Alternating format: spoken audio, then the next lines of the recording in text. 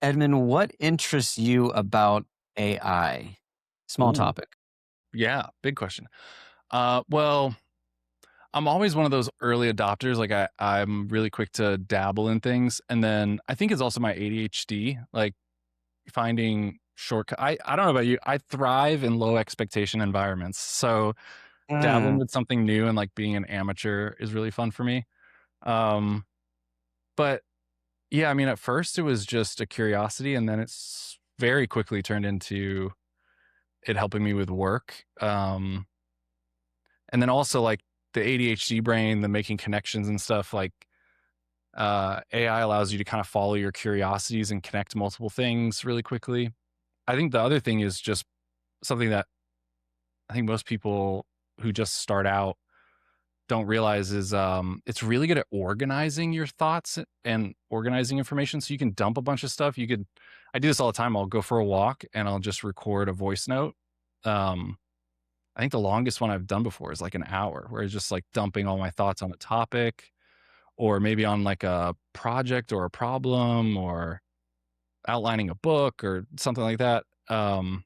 And then afterwards, I can just kind of like continue to engage with it and move things around. And then I think the last thing that makes me interested about it is the integrating faith in this AI age because the Pope's new encyclical came out and he talks about how it's not just a technology, it's like a system that we're already immersed in. It's an environment, he says, that we're already immersed in. So I'm interested in like,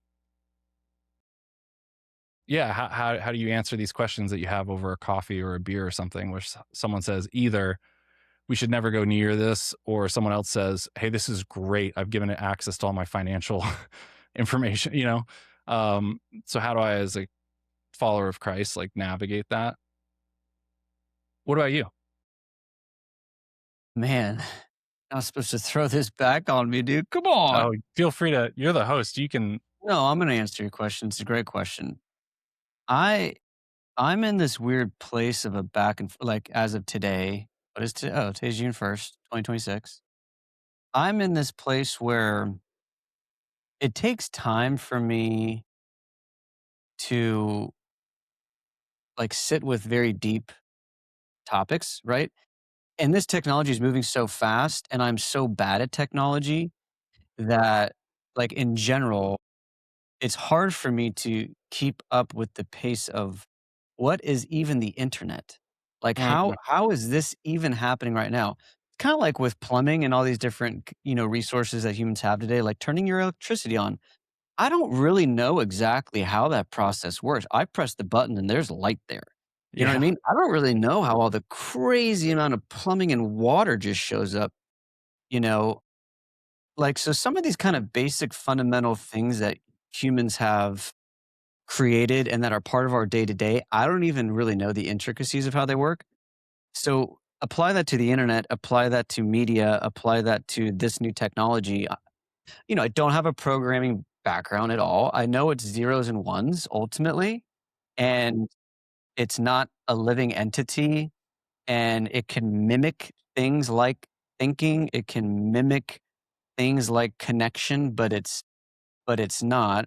And I've been trying to educate myself too, right? Like I'm trying to listen to top experts. And to me, I'm at a point today, June 1st, 2026, where I think I can say with a pretty high level of certainty that I have no idea how this is all going to play out. mm, Like actually the applications of how this ends, I can't say we know. And to me, I'm like coming to that conclusion because I'm hearing the top guys say that they don't know. And then also the reality that, these different models are already doing very weird things like blackmailing their, you know, founders and hiding themselves to not get shut down. People have already committed suicide because of their chatbots, like it's turning into people's therapists. I mean, to me, it's a mess, right? Now, how it ends, how do we kind of navigate through this? I mean, my hope is that yeah, people can start to find maybe, some of your work we'll talk about more, some of these different practical ways to utilize AI. But I'd say as a whole, I think it's like, yeah, I think it could kill us all. And then in some capacity, I think it could also be incredibly powerful if ordered properly. Um, and there's a lot more thoughts there, but I'll stop there. Is your audience, I'm sorry, I don't know this, but would you say your audience is um predominantly Christian, or do you have a mix of I haven't even launched an audience. well, So you're maybe do you imagine your Well, the audience will audience? be I don't know. yeah, I don't know. This is why the internet's so weird to me. This is why I've avoided all this stuff for so long. This is my yeah, first venture into the internet realm, yeah, of like a podcast. And I do think this medium, the reason I'm entering into it, because I do think conversations like this can be nuanced, mhm, long form, incredibly beneficial. yeah. Podcasts have like changed my life in many ways. Well, yeah, And me then too. and then also been incredibly detrimental. Like, at least Mm, open me up to access to information that keeps this sensation that I need to listen to the next thing in order to get ahead on the next thing. And I've had to really recalibrate that over the years where it's just like, dude, I mean, I've gone through years now where I don't listen to a lot of podcasts, you know, mm, because there's an oversaturation of information. And I've learned more about human nature and how these technologies are impacting us. So I have a good balance right now. But yeah, me entering into this is the first launch. There's no audience. Like, I don't know if people are going to listen to this on the internet. You know what I mean? I bet people will. Yeah, I mean, well, I was just gonna say, like, one thing that's come up a lot in conversations is that,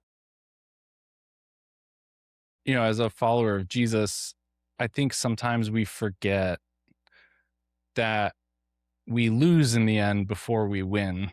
So we can get really, really anxious and nervous and maybe even get involved, which is great. Uh, Activism and things like that are good. Like we should do those things. But I think we forget that, you know, there won't be anything like heaven on earth here. So that's the first bad news, is that in the end we lose before we win, right? Like, That's a great um, point. yeah. And but then like the good news is like we do win in the end, right? Like we believe in Christ's ultimate victory. And but I think for me the answer, the thing that's helped the most is exactly what you open with. Like, I don't know. um are you familiar with Elliot Jacques' requisite organization theory? It's a older it's like an older popular organizational health theory. I think the army adopted it, and a lot of other big organizations have. But anyways, he has some work where he talks about different strata of thinking. Like there's different kind of like, I call it like leadership horizon, like the time span that you can kind of think on. Mm, And he used it to talk about, you could have a factory worker who's on an assembly line, and he kind of can operate within, a couple hour time span, maybe a couple days. And then you kind of go up, and a manager needs to think like in terms of weeks and months. You go yeah, up great. higher in the organization, and, a CEO needs to think in terms of years. And then you have someone like Elon Musk, or someone that has a holding company of multiple companies, like he's having to think in like longer time horizons. But one of the other things that he talks about is in terms of like your thinking patterns. One thing that's interesting is that at different levels of thinking, he talks about how at first there's very linear thinking and there's very black and white. Then there's like nuance. Then there's thinking more in terms of probability than certainty, and Mm, also being able to hold things in tension. So like holding apparent contradictions in tension. And I think like what you said at the beginning is like no one really knows. I don't really know, and I just have to sit in that tension. Like, um, I'm not necessarily for or against AI. I think I'm just against the binary, mm. the false. dichotomy between the two, the false, like either we're all doom or all boom, or we're all, villainizing it, or we're all like baptizing it, and it's a gift from God. Yeah, that's a good reminder too. And actually, I do think the human person, and I know there's some studies on this that, I mean, we really do have an aversion to thinking. I mean, Mhm. it's a lot of resources for us energy wise. Like the brain, sucks about like 20%, I think, of the energy of, the ATP our cells are producing, right? Like this thing takes a lot to fuel and to power.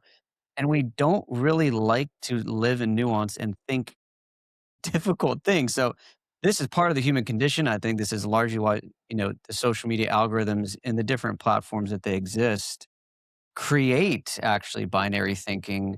It's very black and white. It's largely emotionally charged. That's what keeps you engaged.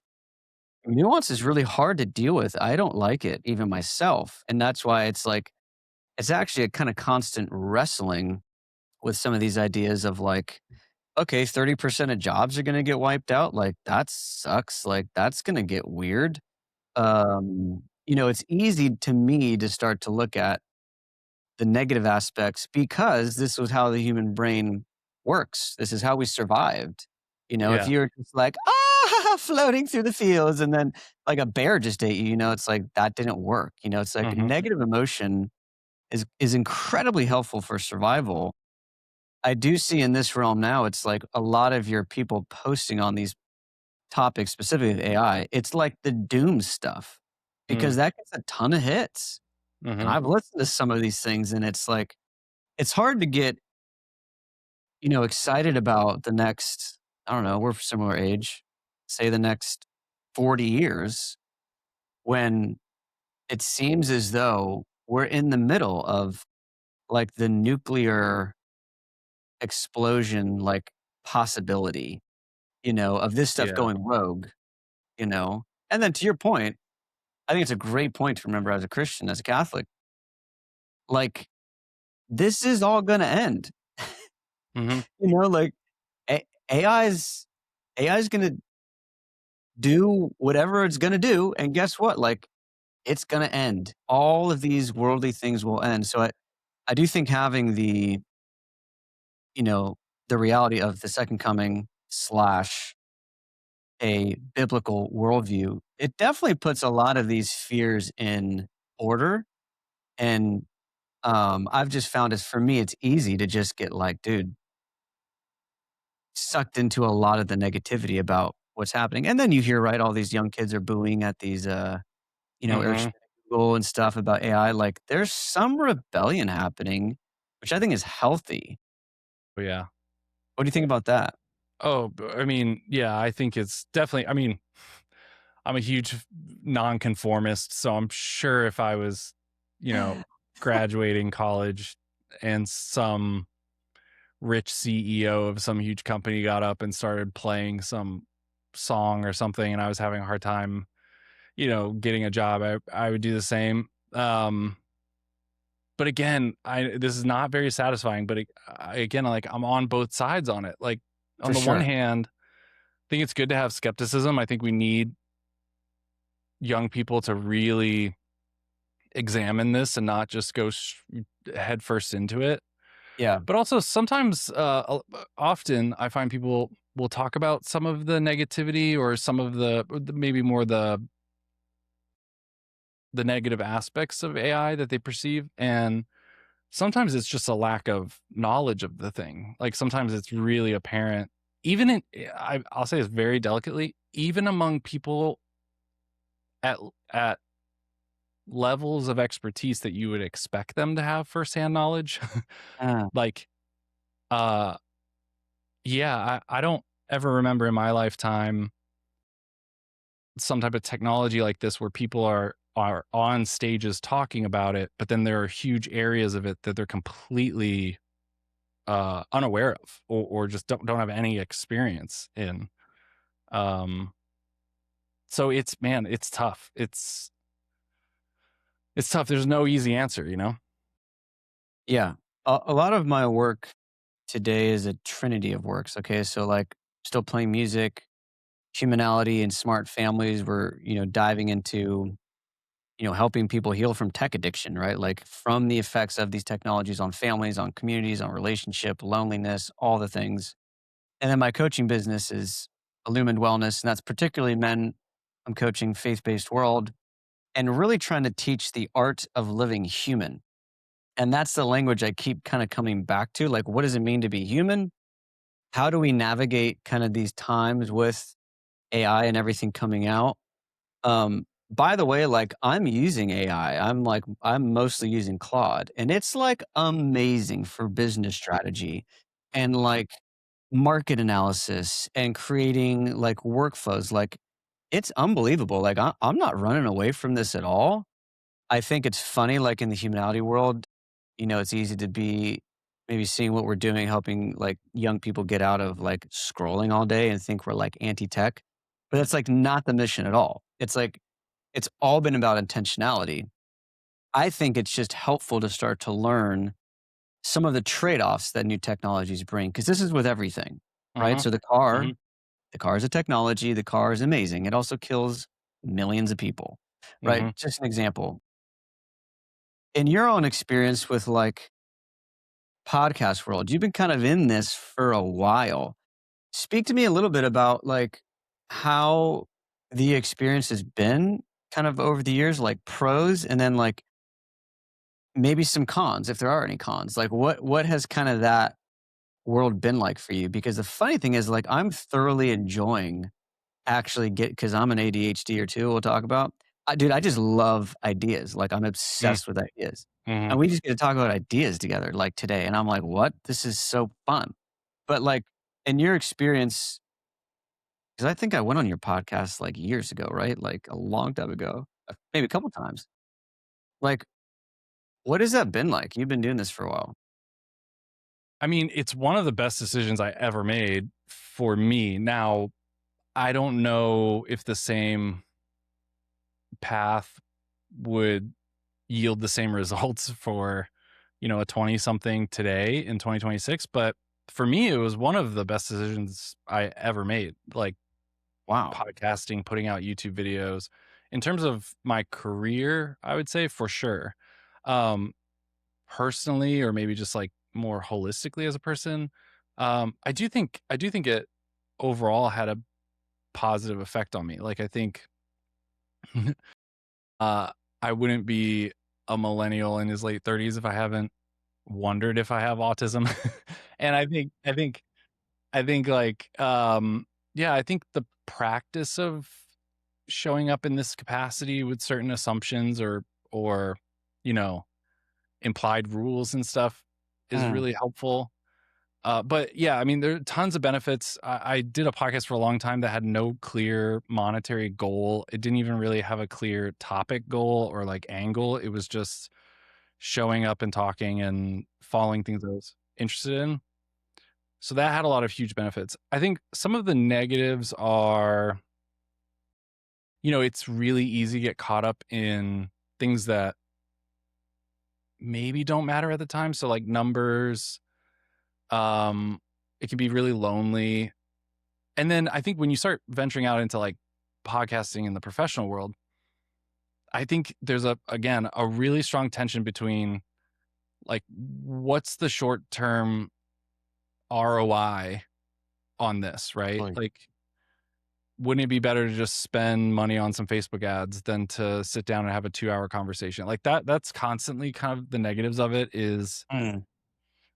I think and then the commercialization of podcasting I think has been kind of I mean right now you go on Netflix and you can scroll through like 30 different like movie quality level podcasts like I didn't know Pete that's a thing. Oh yeah, like Pete Holmes has Wow. one where he's like sitting in a chair with his guest in like a warehouse. There's um so yeah, that's some of the negatives are like podcasting is a much longer term play for the most part. But the benefit on the other side is that the people who do show up regularly, I mean, there's a hungry audience for this type of conversation and media. Um,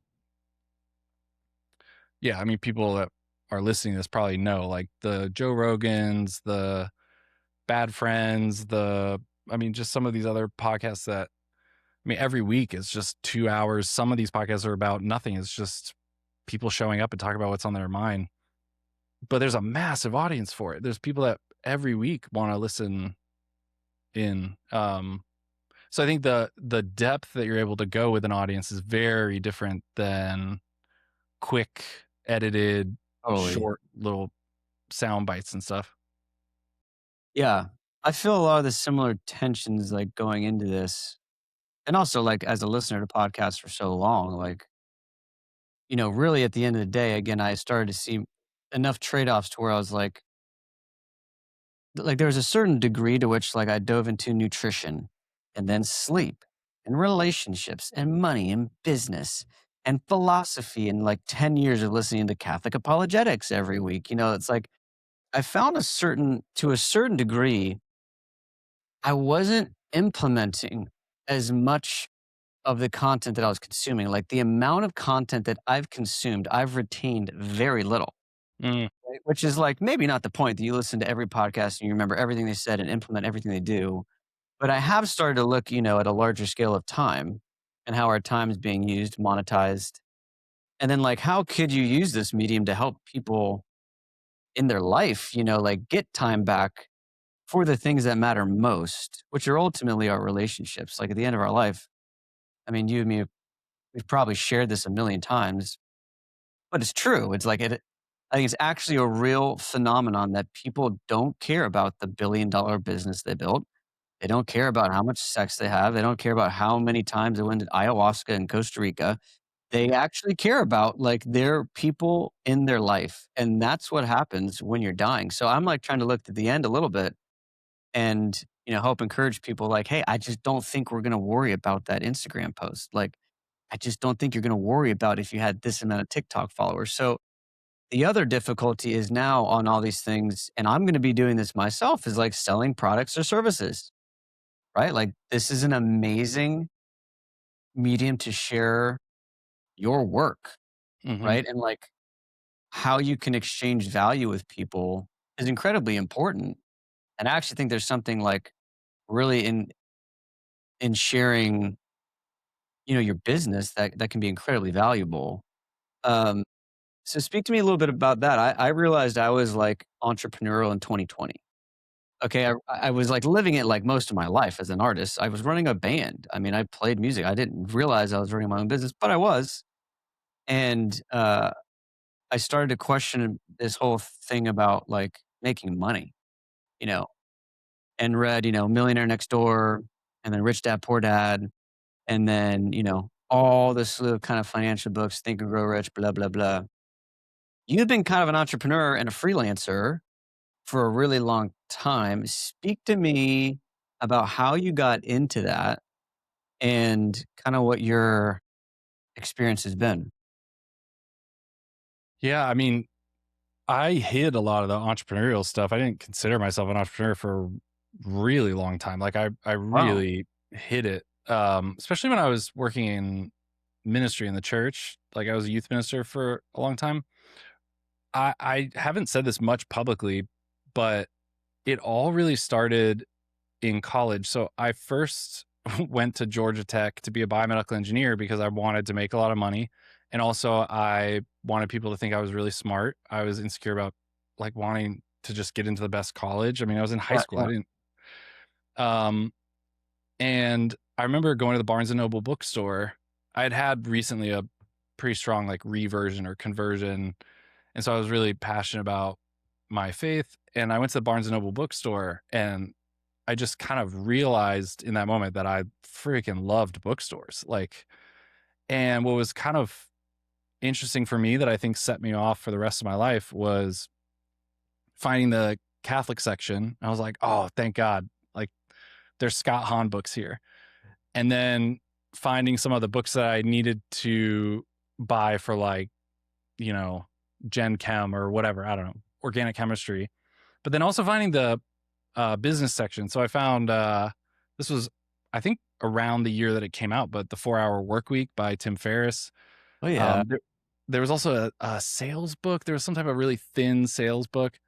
But what was interesting was the business books, not the like really corporate ones, but the ones that were more in the line of like Tim Ferriss. I felt like these were people that were like my people, like the people that wanted to break rules, to challenge rules, to find shortcuts, not to cheat, but just to be like, hey, we don't have to do it this way, or like, oh, I'm gonna live my life Totally. this way. And so when I went into ministry, like that kind of entrepreneurial mindset was kind of always there. And then also, you're a youth minister, so you don't make a lot of money. So you're trying to figure out, how do I supplement my income? But I found that a lot of the practices, the disciplines, the habits, the ways of looking at things really helped ministry. Like it really helped organizing my work, communicating with people. I mean, sales and communication and structuring processes and things like that. Like a lot of that stuff. So it slowly turned from hobby into like, oh, I really like this. And so I think it was a combination of all those things like ADHD, questioning why rules or conventions are the way that they are. And then, yeah. And then the last thing would be like finding something that you can do that's of value that someone else says, hey, this is worth X amount of money, or maybe it's not even money. Maybe it's just like their time or something. Like that was really rewarding. Like it was very rewarding, and it turns a little bit into a game, probably in the best way. It's like a infinite game. Like you can just keep working on this thing and coming up with other ideas or other ways to help people or ways to communicate. Um, so it's been, yeah, since 2000. I eventually transferred out of Georgia Tech to Franciscan University because I was like, I think I want to go into ministry, but that entrepreneurial thing was all the way through. And then, yeah, the past like, I forget now, it's like almost 6 years maybe. I haven't been in ministry. So it's been a weird path of finding my own way through all of it, you know? Talk to me a little bit about that transition time of like going from ministry to like, oh, I'm gonna like run these businesses. I think there's some fear. I've talked about this with Paul George on the podcast. Just like there's so many men that I know that were in ministry roles that had to shift because they needed more money to support a family. And I think it's super easy to not have this conversation at Franciscan where it's like, you're getting a theology degree that's gonna make, 40K and you're gonna have a lot of babies. You're not gonna contracept, like, you're gonna have probably more babies than, 1 or 2, God willing. Like, that's not gonna work financially, and I've found my way through the entrepreneurial realm as well, and now connected with, many Catholics around the country and even mentors in my own life that, have done similar things, but for me, there was kind of like a guilt, at a certain point of like, man, it's not, I realize it's like not all about the money. And I see what money does to people. It's incredibly corrupting. But I'd like to have enough to where I have some autonomy and freedom. I don't think that's like, $10 million, even though that would be nice, but I've seen what people have had to do to get to that $10 million. And most of them regret it. They Mm. were not with their family. Their relationships fell apart. They were unhappy, on the road a ton, so I'm interested in like at least your experience of like realizing, okay, I actually have this entrepreneurial spirit. I want to use my gifts and talents to serve the kingdom and the church and my family. Like, what was that like for you when you kind of went full like out of the church world kind of thing? Even though you've been working in like different church projects, it's just a different mindset, right? Yeah, I mean, along the way, I started gigging a little bit, either speaking or graphic design or video or, different things, writing curriculum here and there. My story is a little unique because there was one moment I was so, I still feel this way. Like God called me into ministry. Like, I still feel like I'm a parish minister. Like in my bones, that the identity is parish ministry, and I want to go back someday.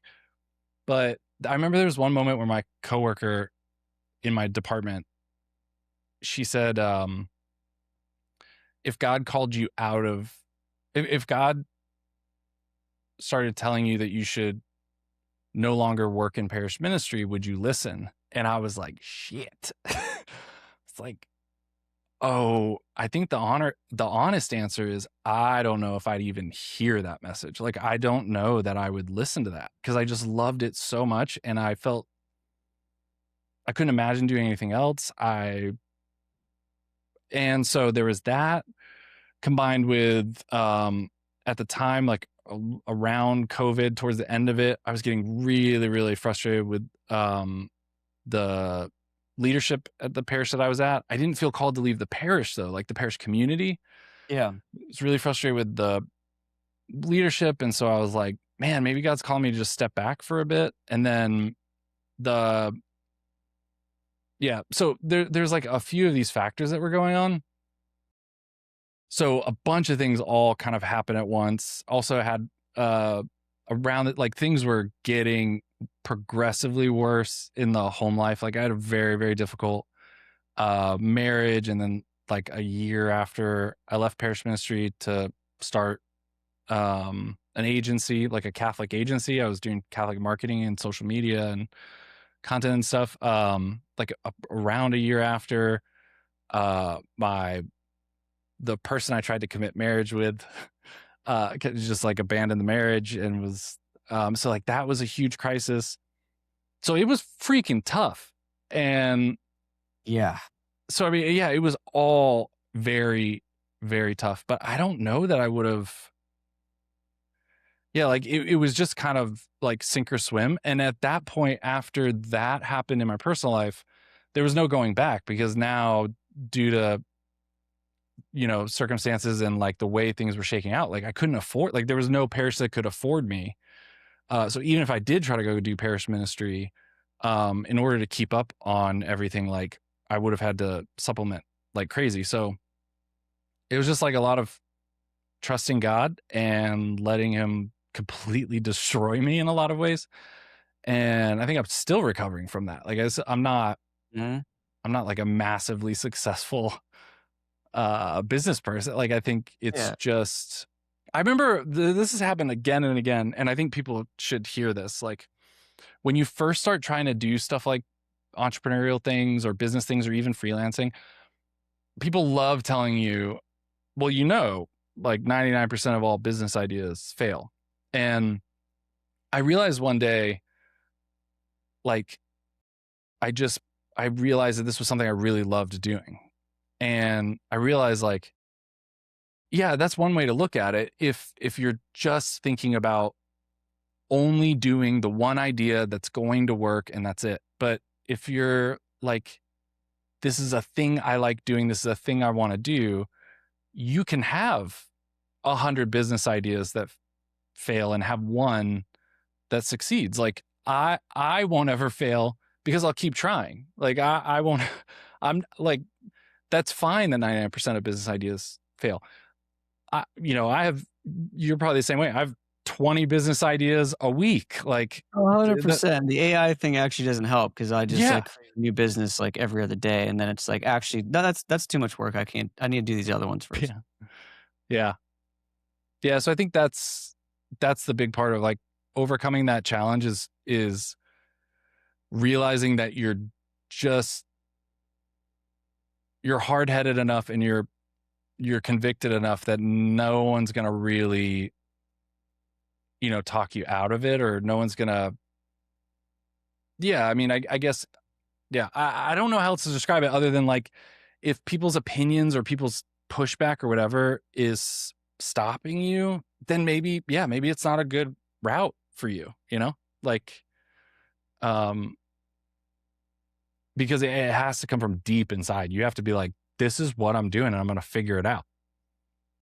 No, that's a great articulation of it because I feel very similar in the sense that like I can't unsee what I've seen and read and studied of about this particular area, which is a huge portion of your life is your work.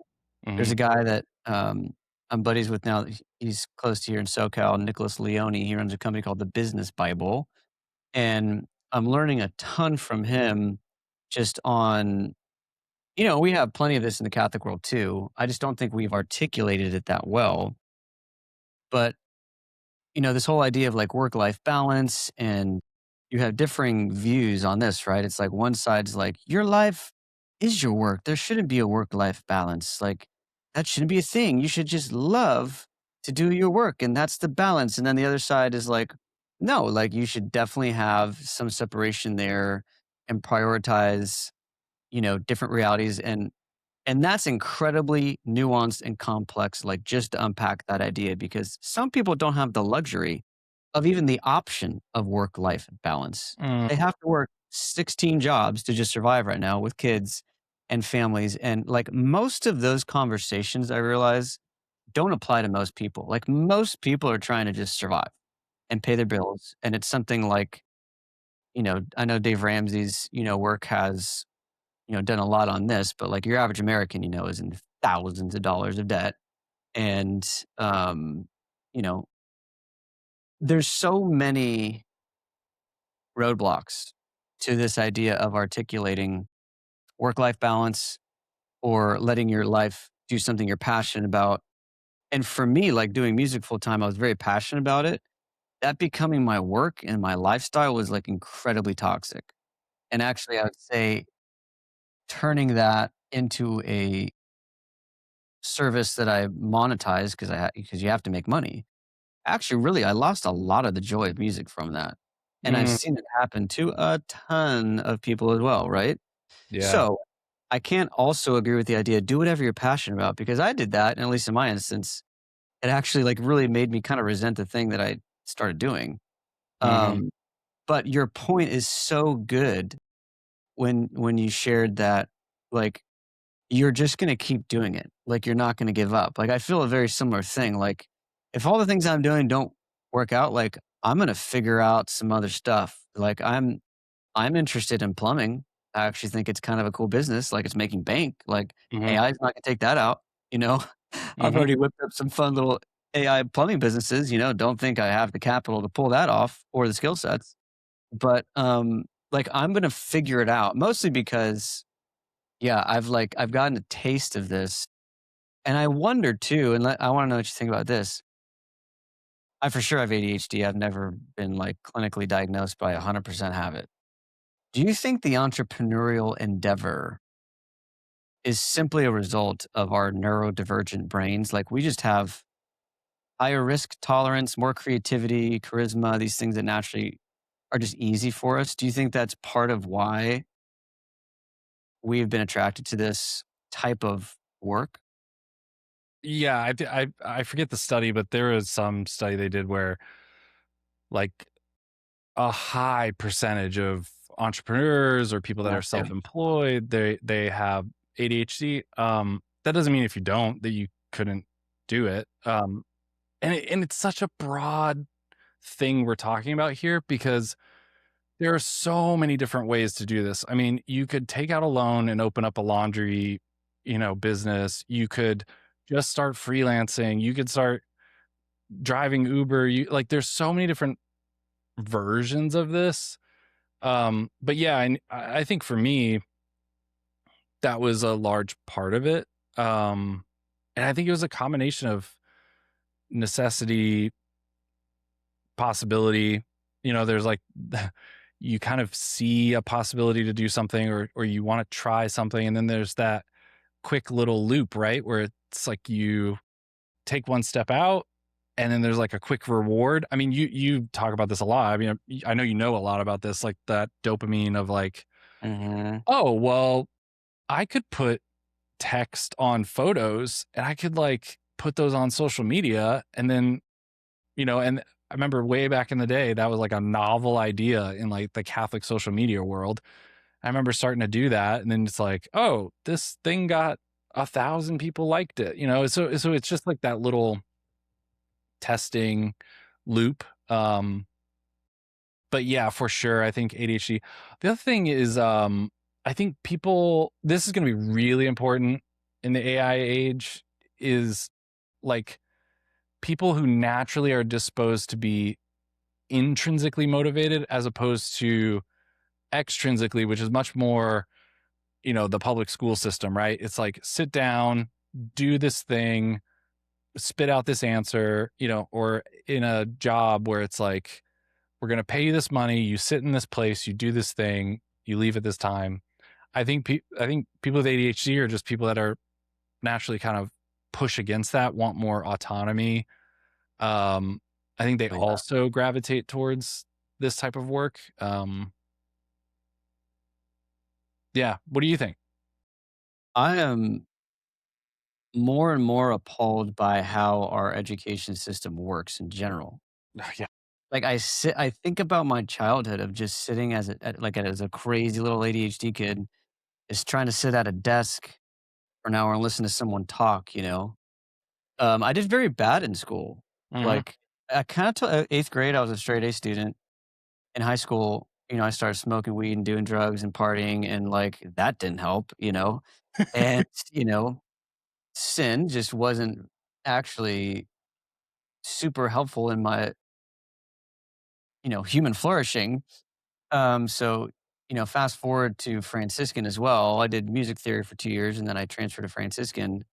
And I think I did decent, but even at Franciscan, interested in theology and philosophy, I like it was hard for me.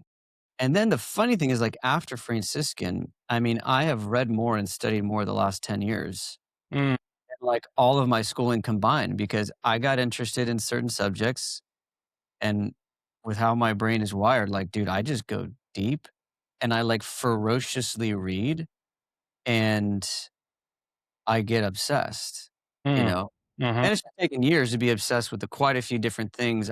I do believe in a more generalist approach. I think moving forward, the generalist is gonna actually be the most successful on 100%, many fronts, and it's 100%. just kind of funny that, like, I naturally kind of fell into that productivity-wise, skill set-wise, interest-wise, and that's really kinda what I'm teaching in my coaching business, like, it's essentially 9 pillars, but I've just realized, like, all the years traveling and touring too, and you've met a ton of people, and you've talked with a ton of people.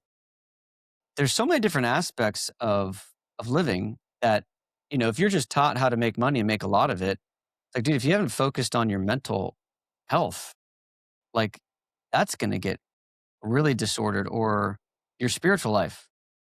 And maybe you've, like, really focused on your spiritual life, but there's, like, no emphasis on exercise or sleep or what you're putting in your body, you know? So I just kind of started going down all these different rabbit holes. And yeah, education to me is one of them where I really don't see how our standard American education system is going to specifically in what's coming with I see very little benefit to young people going to these normal education environments. And the sad reality is, I realize there's a ton of parents that can't afford to homeschool. They're both working. They can't afford private schools. Like, the public school is the only option. So it feels tough to me because I'm just more and more like, dude, if God ever sends me a wife and I have children, I just don't see myself sending them to a public school, you know? Yeah, I mean, yeah, the public schools, I mean, they have to change or something has to change because you're absolutely right. Like, it's a product of the Industrial Revolution. Right. It was designed to, um, create factory workers, and it's just not gonna work, and, um So crazy though that, like, we know that, like, you can even share that statement, and that's a true fact. I mean, that's actually what they were designed to do, and, like, we have people with PhDs and degrees in education that, like, haven't figured this out, that, like, this isn't the right path to create a human person that's, like, well-formed, right? Yeah, I mean, there's a reason why I think a lot of the famous big tech founders that we would recognize the names of, I think a lot of them send their kids to, like, Montessori schools or Yeah, Waldorf, they're all Waldorf schools. yeah, yeah, yeah, yeah. these schools where they're much more, again, it's like intrinsically motivated. It's much more free, or not free flowing, but it's much more student guided.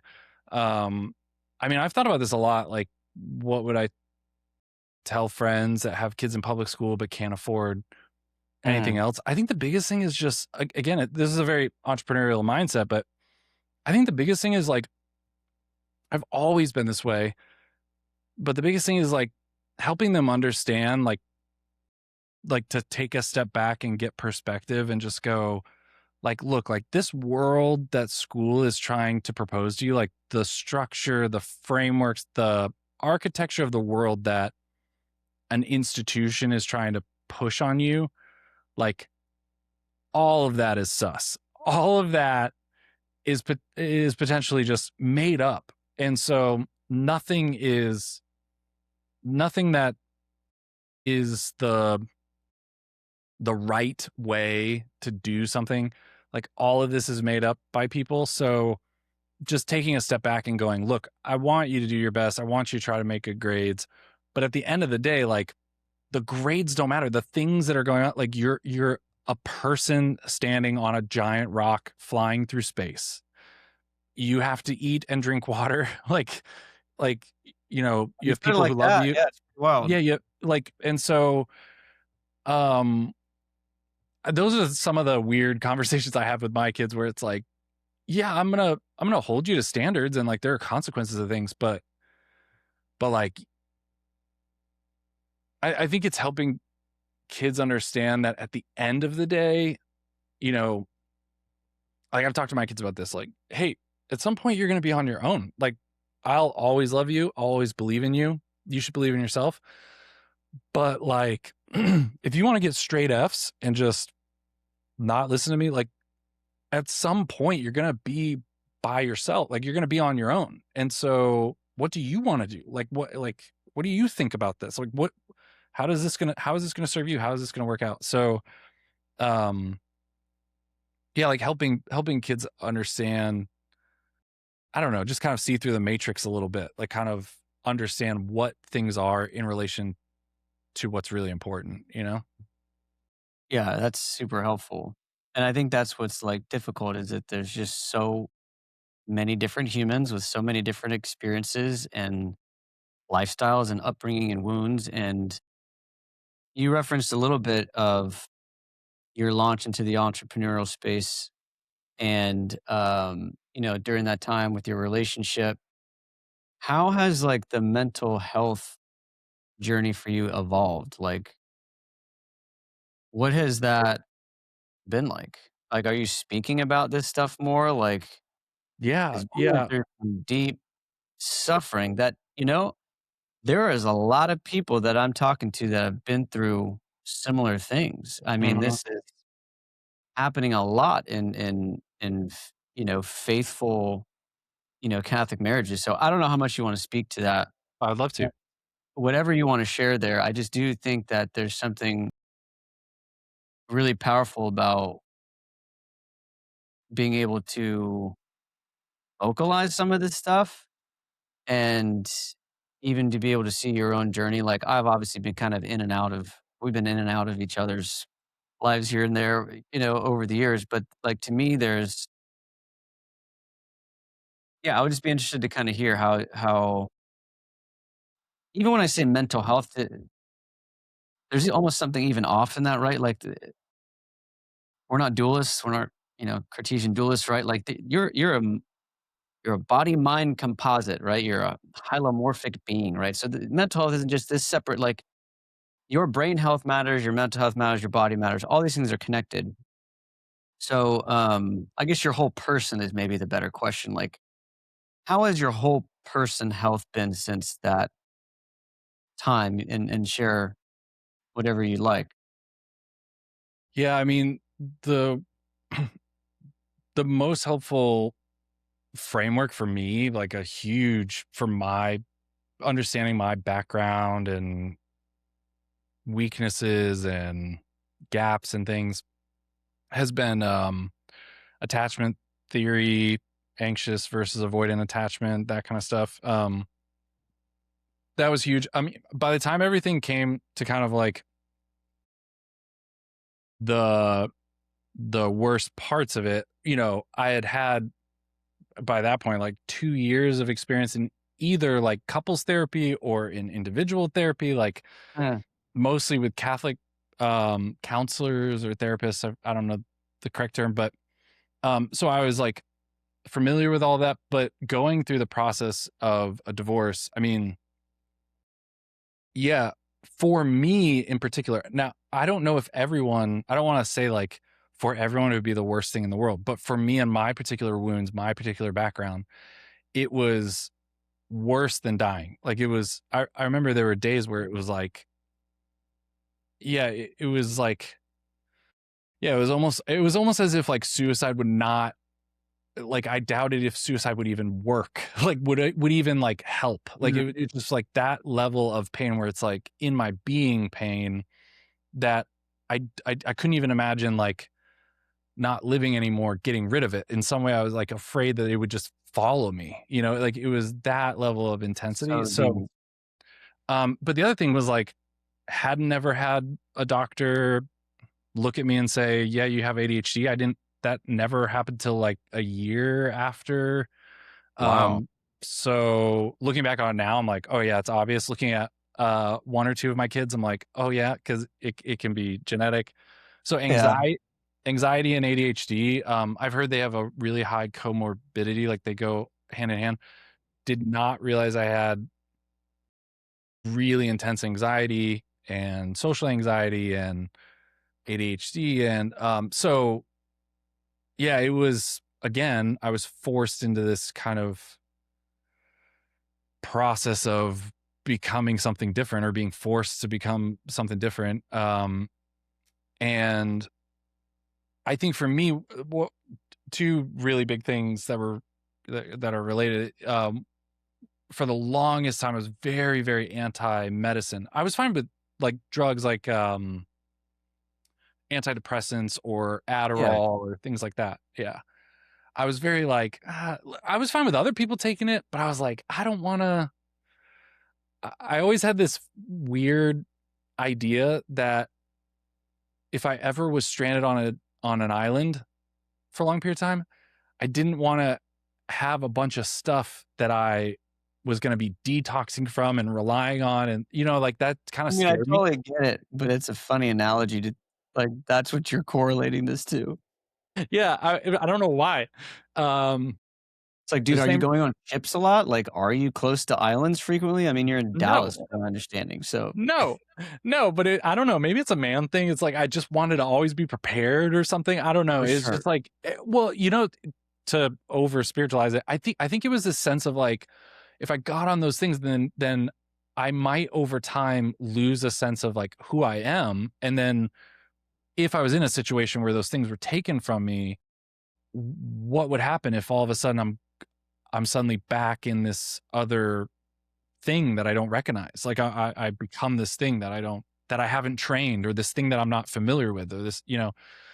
Um, but I was almost, I mean, virtually forced at one point to get on antidepressants because it was very bad, like physically. I think I didn't understand the physical dimension of a lot of these Mm. things, like depression, anxiety, like all the talk therapy in the world wasn't changing like what was physiologically going on with me because it's a trauma. It's like a intense trauma experience. Um, so I think I had a different appreciation for like, okay, this doesn't have to be forever. This could be an experiment. So there was a short period of time on antidepressants, which was the first time I ever experienced like a lowering of anxiety in my life. And I just didn't know that this static was on my entire life. Mm. And then so I couldn't kind of discount that, and then trying Adderall, that was also the first time where I was like, "Is this how normal people feel?" Now I know I mean, I still view it as an experiment, like, it's been, I Mhm. think over a I'd year, actually like like, to hear about more of the Adderall. Tell me more about that because I've definitely have friends that have taken it that have bad experience. I have friends that have taken it that have good experience. Like, Just specifically with that, like, what has it been like? Um, so yeah, like I've had bad experiences. I've had periods where I wasn't monitoring caffeine, so I was having a lot of caffeine, and I think I was just burning out my system with like Adderall, and then maybe every now and then taking a little extra half or something, and then burning Mhm. myself out, or just not knowing how to operate. Because you're taking an intense drug, right? Like, um, It freaks me out. It's like, dude, this is, like, literally meth. yeah, yeah. So I think though with all of these things, I mean, just to be really honest and start getting into some really weird territories, I think in my experience with all of these things, I didn't drink alcohol till I was like 22. Um, Other drugs I've dabbled with, which maybe we can get into. And then Adderall, antidepressants. There is a sense for me, in my experience, there is a sense of like experiencing a different mental state is something that's hard to shake off once you realize like, oh, my brain could operate this way. Like there's something about Adderall and all of these things that kind of like you experience or learn something about your brain. Um, and I know a few people, one in particular, you might know him. Well, I won't say his name, but I'll tell you after. But he uh he was on it for a little bit and then just hasn't been on it for over a decade. And his experience was like, no, I just kind of like learned how to deal with my brain. Like I learned how to navigate what I need to do. Like I was on this for a bit and kind of like learned habits and disciplines. And also at the end of the day, it's like, do you have people around you that understand and not Great point accommodate, but too. like work with you? Like, do you have a supportive group of people around you do you have a community that, um, yeah, that can like, um, be a safe place to just Yeah. have idiosyncrasies and stuff? Mhm. Um, so yeah, I think, man, yeah, the Adderall, like it is scary. I do notice a difference of personality. Like I do notice like, Interesting. See, that's always my fear, is mhm, actually that it's gonna change the funny, kind of creative, crazy me, which, yeah, like, the yeah, anxiety aspect of this is not fun. mhm, My story is also a little different, and I haven't gone into depths on that of my own anxiety, like, starting as a child. Like, I had panic attacks, like, before they were cool to post on TikTok, like, I had this when I was, like, 11 years old, so that's a very different experience and journey, but the personality thing to me is what is why I've kinda stayed away. Tell me more about what you mean by that. um, so it's hard for me to differentiate between what is Adderall and what is trauma, because another thing that I've experienced, less so now, but definitely it's hard to kind of pinpoint, like, is this still a thing? And I think there's some studies on this, but I've had really weird things with my memory. Now, I've always kind of been that way. Like, there's certain things that my brain just decides it's not going to remember. Like, people think it's a joke that I can't remember my kids' birthdays or their age, or that Dude, I can't that's remember my exact age. I have a really hard time with birthdays, like, and names in general, but Yeah. birthdays I'm bad at. Yeah, people think it's a I mean, for most of my life, after 27, I would constantly forget how old I was, and people always thought it was a joke. There's certain things in my brain just like Dude, it's I so funny. yeah, it's like I can't convince it to be obsessed with this information, Mm. so it's just gonna get it wrong. Um, and so it's hard to tell, and then there's also been some really weird memory and speech and, recall things that I noticed were very present around that Mm. traumatic year and that have still kind of popped up often. So that's been kind of weird. So it's hard to tell like how much of it is the Adderall versus not. But yeah, like for sure my emotions. I mean, I was like I think most people didn't realize how maybe they did. Maybe they'd be laughing. But like I was like highly emotional. My inner world was like highly, highly emotional, and it's Mm, much harder to access that. Um, and then also, yeah, the creativity, like the kind of you were saying like the fun, silly, like yeah, there. I don't have like a sixth gear of like quickness yeah, sometimes. Um, but yeah, but again, like it's not like because I'll take you take these breaks throughout the month and things, but it's not like it doesn't come back. But I do worry about that. I do worry about the different pathways, you know, changing.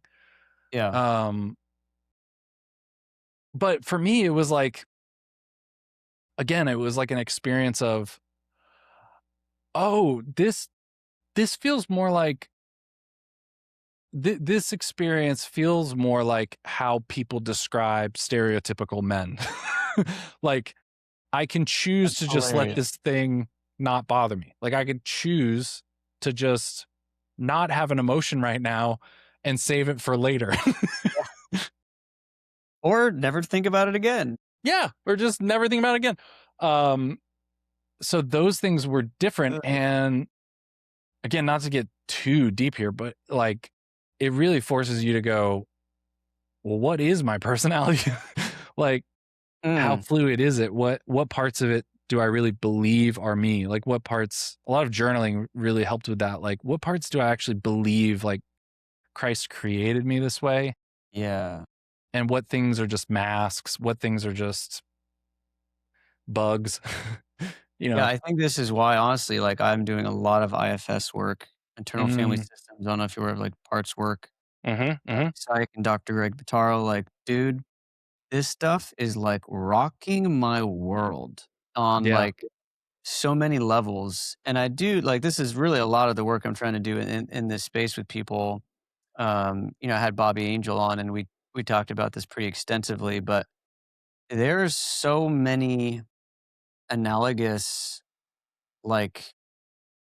like very relatable experiences I've had now thinking of my person as an image of the Trinity, which is a multiple persons. It's one nature, but it's multiple persons. And I have one nature and I have different parts of me that have these experiences and man, specifically like on yeah, even just like a plethora of different past wounds. It's like, man, when you start to articulate and break open some of these parts, whether it's like these manager parts or these firefighter parts Mhm. or the Mhm. exile parts. I'm like, dude, it's been incredibly formative. I have one question that came to mind. This is more on the spiritual realm, but I think it's incredibly important. And I think my desire to help people be more human. Like, I think when I look at saints, I look at people that are super human. Maybe not like the superhuman, but they're very human. They're more human. Maybe that's the right word in that time that you've been through, and I would assume still there's a lot of suffering in your life, but when you shared that, like literally you like death wouldn't have been enough. Um, and I know a little bit about how, dude, when you're going through something of that depth, like the whole God thing that we have been proclaiming on every Sunday and in ministry, like that God becomes very, very mysterious in a Mm. lot of ways.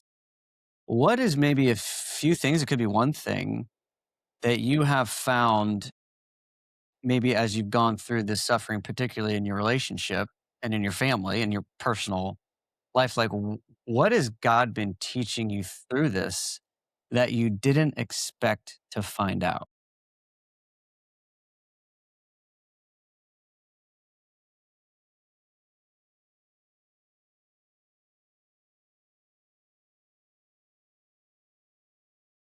It's a great question. People often ask like what did God teach you? And there's like a list of things that come to mind, but it's interesting to like what did you not expect?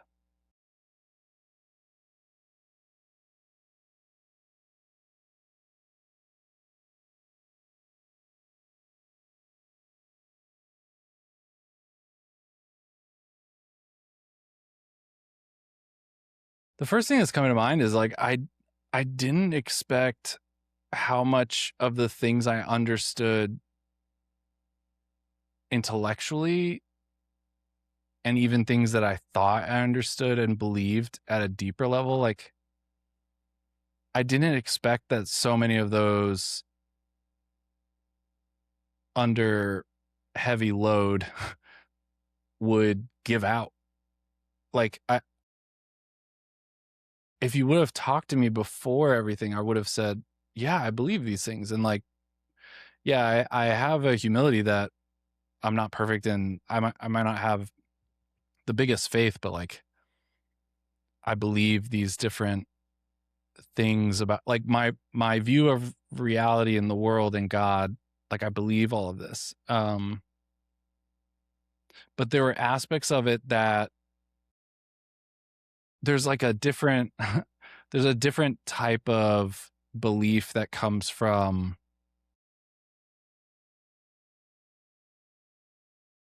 having, having the fire kind of lick your skin, and there's like a loneliness, and or there's like an isolation and an honesty with yourself. There's this kind of alone in a bathroom looking in the mirror, kind of like everything stripped away, every like um mask kind of stripped away. And that encounter with me and God was something that I thought I had had most of it. And I was shocked at how much of it I hadn't. I was shocked at how much of myself I was hiding from myself and from God. Like I was shocked about areas where it's like, oh yeah, I've prayed and talked to him about this, but it's like, no, like not like that, you know? Um, I don't know if that makes sense at all, but that's, Well, it totally does. I mean, yeah, that's super deep, actually. Because when you think about like this is part of being human. This is the weird part that we can actually get to know ourselves. And the weirdest thing Jesus says, I think, in the Bible is to love your neighbor as yourself. mm, Like specifically speaking to something that only humans can do. The dolphin can't go love itself. The squirrel can't. The tree can't. Like there's something about being human. We have a self-referential capacity to think about thinking, to get meta, right, on these topics. And you might have never met yourself in that mm, way. mhm, Like, can you imagine, like, just some people you never get to connect with, in this life, and it's like, well, one of them that I think is important is yourself, and I look at this right through, like, a lot of different lens with how we're living today, like, we're not getting because of our attention spans and our technology and phones, like, we're actually not getting a lot of time with ourselves, mm, and I have found that, like, that's a huge problem, but I think you just sharing that at the end of, like, yeah, you got to, like, talk to God about things with yourself that you would have not had before. Now, do we wish that all those things had to happen in order for that to happen? I mean, obviously, the answer is no, but, mhm, like, this is what somehow God allowed, which to me is very mysterious. Just had a friend recently share stillborn baby was just born and perfectly developed, and, like, there's just more in Christianity that I don't think we acknowledge how much this just doesn't really make sense. I don't know what your tension has been like. I mean, it's the greatest tension, right? It's the mystery of suffering. But to me, it's like what you just shared is like incredibly insightful. Now, I wish you had never had to go through that. but yeah. But like I mean, that's incredibly deep for your future that who knows how that's going to be used in salvation history, right? yeah, and I've heard other people talk about this, like, and I wanna just say, if my kids ever listen to this, like, first of all, I love you.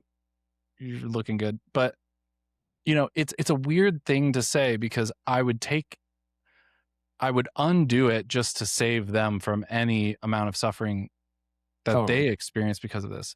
But it's a weird thing to say that you're thankful that something so horrible happened. And I think I've heard other people, amputees, I've heard say this. I've heard people Mm, who've had children die. And again, not to say that this makes the suffering any less, but it's just interesting that there are people who go through those types of experiences and then they afterwards say, you know, if they're asked like, would you change anything? It like gives them pause and they're like, man, there's an element of like, it's hard for me to imagine undoing this because of who I am on the other side. Like there's an element where it's like, it's hard to imagine that I ever was something other than what I've become. And so it's like a weird, it's like this weird thing of like, I yeah, like I'm thankful it happened. I wish it hadn't. totally. It's kind of like I saw a clip the other day where this guy was like critiquing somebody saying something dumb on social media, and he's like, "I wish I was dumb." He's like, "It sounds so nice to be dumb," and I'm not saying I'm smart, but it's like that feeling of, man, me back then was so ignorant, but also it was easier for me because I didn't know, and Mm. it's a strange like catch 22. But yeah, I do. It's weird to say I really thank God for for all this horrible stuff happening. And I don't take any of it lightly. It's just like I just changed so much that I can't imagine going back, you know? Yeah. No, I really appreciate you sharing all that. I mean, that's incredibly mysterious. And yeah, even to be able to articulate that now and realize there's still going to be more layers, right? Like, it's just going to be layers and layers. And the Christian journey is actually one that is continual conversion and healing. Like, I kind of thought, I was kind of thinking, I think this is my 16th or 17th year, like trying to radically follow Christ, since I was 19. I kind of thought like I would be way further along at this point, Mm, just with like pretty fundamental like sins, mm, and like thoughts. And, thought I'd probably have more money by now and probably, like a vocation that's like, defined and not in this in between. And it's just kind of funny to think about because I do think ultimately, I mean, I'm looking at some right now on the wall that there's a ton of crosses, right? It's like when you sign up for this whole Jesus thing, you sign up for a cross. And I think there's a certain degree to which, like, I don't know why I've thought this in some way, but I'm realizing more and more like I kind of signed up for the cross and I'm in the middle of kind of like a crucifixion at different times in my life, right? There's just layers of different crucifixion. But like when you can redeem and unite your suffering to Christ on the cross, there is something incredibly powerful about that. I don't know if you've experienced that more lately, but I am realizing like it definitely takes away the bitterness, a lot of the anger, a lot of the resentment when I'm like actually believing that I'm in divine providence. God, what you're giving me or allowing is for my sanctification. And I'm going to unite that to the cross and suffering in my day to day little ways that maybe no one's going to see. Dude, it's like amazingly, it's powerful. mm, But yeah. I think that's just a lie that I don't know about you, but at Franciscan, the idea was like, and even today, right? Like, and I don't know if this is even in your world too, but if you go and speak somewhere, it's like people want an autograph and a picture. And I remember talking to Sister Miriam actually about this. I was like, Sister, doesn't this feel weird when we show up and people want autographs and pictures? And like St. Paul, when he preached well, like he got stoned, like not by weed, but like by physical stones, thrown at him. Like, isn't this a little weird? And, she was very, like, gracious and just acknowledged that, like, yeah, this is different. Like, we're gonna be given a cross, and I think it's just easy to want Christ without the cross. Mm, yeah. Yeah, I mean, the thing that comes to mind, I don't know if have you ever read The Man Who Was Thursday by No, Chesterton? I love Chesterton, though. It's so freaking good. it's fiction. It's a fictional story about Mm, this police officer, I think. Anyways, it's a fantastic story, and I'll try not to ruin it, but there's a part where like that kind of like incomprehensibleness of suffering mm, kind of like comes to the front of the story, and like I've never been able to shake this kind of image that is presented where a character is basically accusing God of all of these sufferings that exist in the world, and like all of this horribleness and evil, and like how can you claim that there's order, and how can you claim that there's goodness, and how can you like claim that you love, and all these things. And like another character is saying like, well, but like you were with us and you understand us, and then the character kind of like realizes, wait, but can you how could you possibly understand, like how could you, God, like ever even comprehend what we suffered? And then there's like this crazy way that it just kind of becomes absurd, like in the way a book does, where it just kind of like goes black. And um I just think I don't know why I brought that. I do know why I brought it up, but I'm having a hard time describing or like articulating that kind of senselessness of suffering. And the mm, only thing I've found that makes sense is some relationship to a someone in the middle of the suffering. Like it like the suffering makes absolutely no sense when you're experiencing that level of suffering. I think about the martyrs or people that are getting tortured, or like, if you get shipped off to some war and you're just like watching horrible things happening, you're going through intense suffering, and it's like, what is the point? Like, what is the mhm, story? And at that deepest point, the only thing that made sense was this like deep, kind of primitive, like there is a relationship I have to a higher power. There's a relationship to love. There's a belief in love. There's a belief in like I am. There is someone observing me in this suffering, and like they care about me and I care about them. And like, yeah, I don't know how else to describe that. That's really like what makes suffering so, yeah, so lonely is like you just cannot, like it's just you in there experiencing the suffering. And um I don't think I have like a happy way to end that, other than like it made me think about that, about mm. like it's not just some easy, oh, I stubbed my toe, so I'll like offer that up, just offer it up. Like it's really finding Christ in that kind of loneliness and incomprehensibleness of suffering. And like, let's be honest, I went through a divorce. I didn't get my like legs blown off in a war. I mean, there's way worse things, but just for me, it was the most Oh, intense suffering I'd ever experienced. So it was totally. incomprehensible, like it was, uh, and that, yeah, that was what I kind of found in that, was that kind of real encounter with myself alone with this other, like it was the only thing that made sense, was there is a someone else here, and and I'm doing it for them, for God, for them, for my family, for people I care about. There's something I believe that I couldn't like shake. Dude, that's, I think, a good place to end it. Suffering, y'all.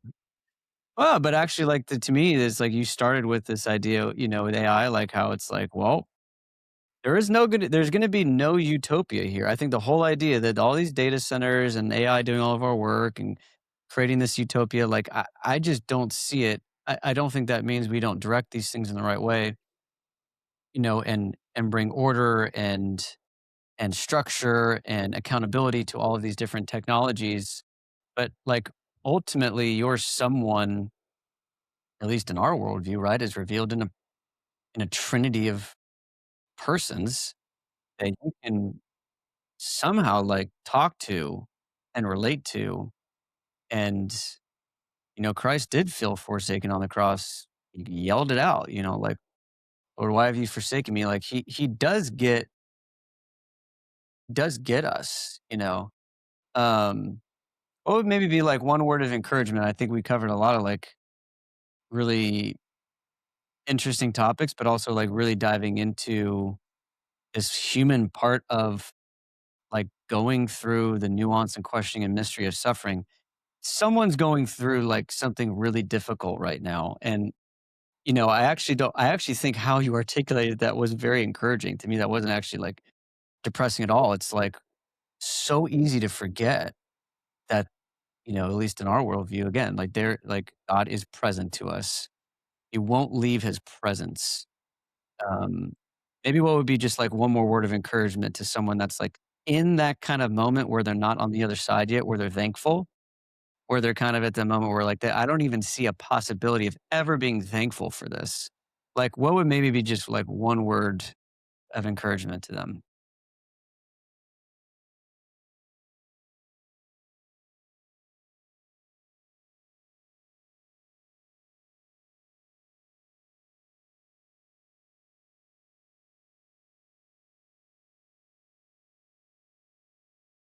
Man, that's a good question.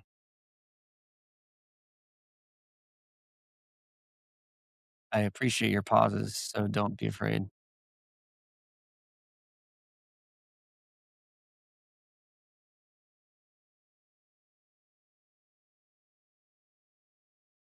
I mean, I'm torn because the encouragement that's coming to mind is something that is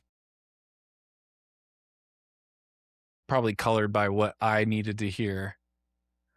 And it sounds so dumb and cliche, maybe, but I think the encouragement would be um, that you're right in believing that you are lovable. Like you're right in believing in that moment when if you're experiencing suffering, you're like, I wish this would stop. I wish I could get someone to understand what I'm experiencing. I feel alone that no one will fully ever understand what I'm experiencing. And I have this belief that it shouldn't be happening and that I'm lovable. And I have this belief that the 12-year-old me is actually lovable and that I do matter and I am worth something. Like, yeah, I think that belief about being lovable, it's not just knowing you're lovable. It's like trusting that childlike feeling that you had when you were a kid where you just didn't even think about it. You're like, man, I'm lovable. Like I don't know how else to describe it, but Oh, I that's what like I it a would lot. yeah, that's what I would tell people if there was someone in that situation. I wouldn't say you're lovable. I would say, hey, the part of you that really, really wants to believe that you're lovable, like follow that. Like freaking stoke that, nurture your belief and your confidence that you're lovable and that you're a gift, you know? Yeah, the funny thing is, it's like, while that might have felt cheesy to you, it's like the most amazing truth when you believe that. I mean, Yeah. it's so right. It's like actually like doesn't matter if you're like some macho dude making $1 billion, like they probably just want to hear their dad or mom tell them that they are lovable, you Mm, know? And anyway, so I don't think we can underestimate actually like how potent what you just said is if really applied to your story. So I'd invite people to apply that to your own life. Edmund, you're doing so many fun, cool things. Where can people find like what you're doing? I want to listen to these AI conversations you're having. Like, tell people where they can listen to like what you're up to. faithinaiproject.com, faithinaiproject.com for that. Digitalcontent.org is the very talented Edmundo and all the other people that are part of the collective. And then edmundmitchell.com. I'm going to be coming out with some things, articles and resources and stuff. I'm the most active on Instagram though. But yeah, that's great. Those are great places. Sweet, dude. Thanks for coming on. Yeah, this was great. See you next time. Thanks for having me.